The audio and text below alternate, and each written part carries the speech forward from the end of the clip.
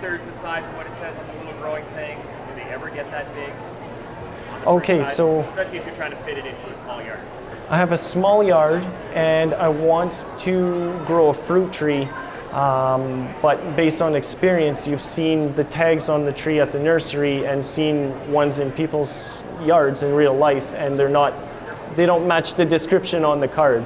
I find that kind of funny, and I see this often as well, that the tree that says it'll stay 10 feet tall, 12 feet wide, like the Amur maple, I've got pictures on my company Facebook page of one that covers an entire front yard that's about 35, 40 feet tall and about 50 feet wide.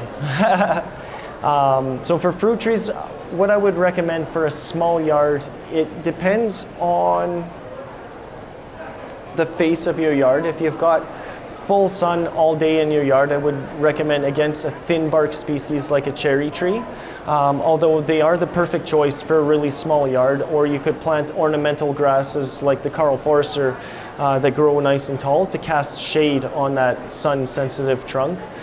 There are a couple varieties of plum trees that stay relatively small. Now, whenever you're talking a tree, they grow, they get big. So if it says 10 by 10 on the tag, expect 20 to 25 by 20 to 25. Unless it's specifically grafted to a dwarf apple stock. There are some varieties of apples that are grafted to a dwarf tree, as long as you don't get a sucker that grows from the apple rootstock that turns into a larger tree. Yeah, so you've got the dwarf above ground part grafted onto a large format below ground root system. And the plum you need two for cross pollinations, although there are a lot of western choke cherries, purple leaf sand cherry and Nanking cherry. Most likely within a mile or two, one of your neighbors would have one. Plum flowering and fruiting is more dependent on when the flowers come out and if the pollinators are out pollinating.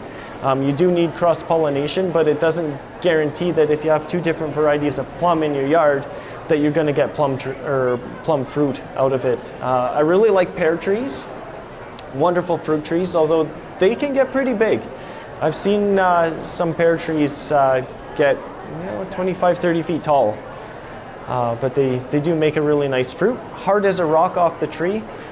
Leave them on your windowsill for about 3 to 5 days, and they actually will soften up, ripen, and taste really, really good.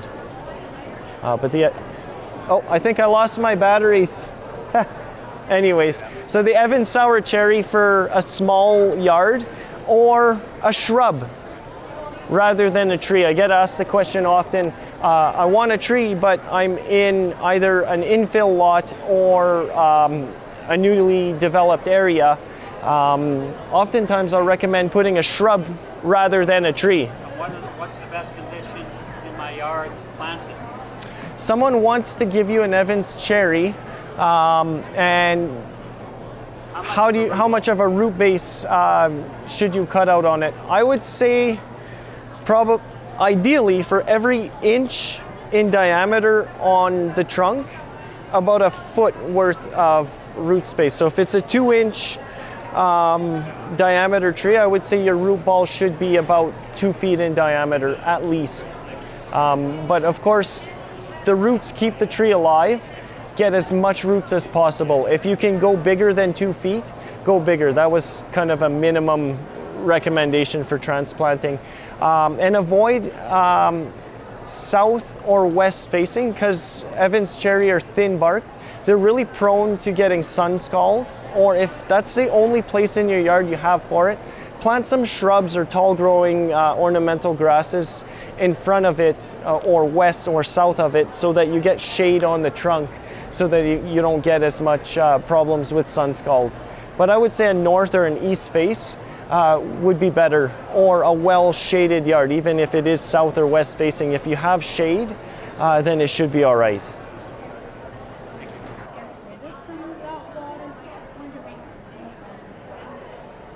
Yeah, if your apple tree is sitting in water, Yeah, most trees prefer a well-drained site unless they're trees native to a swampland type of area. If you have any means of taking the water out of the tree wells, I would strongly recommend doing that, because the trees need to breathe just like the upper canopy. They need gaseous exchange with the atmosphere, and their roots need oxygen to survive, and they're being depleted of their access to oxygen if they're sitting in water. So if you can find a way to clear some of that water out, whether it's with a small submersible pump or just with buckets and tossing the buckets so that the water runs downhill, yes, I would strongly recommend doing that if you have any standing water around the root zone or root plate of the tree. Thank you very much for asking all of your questions. I hope I reached my goal by giving you some accurate experience and science-based answers. Thanks again, you guys have been great. Really appreciate all the questions. Thank you very much. The next session is at 2:30.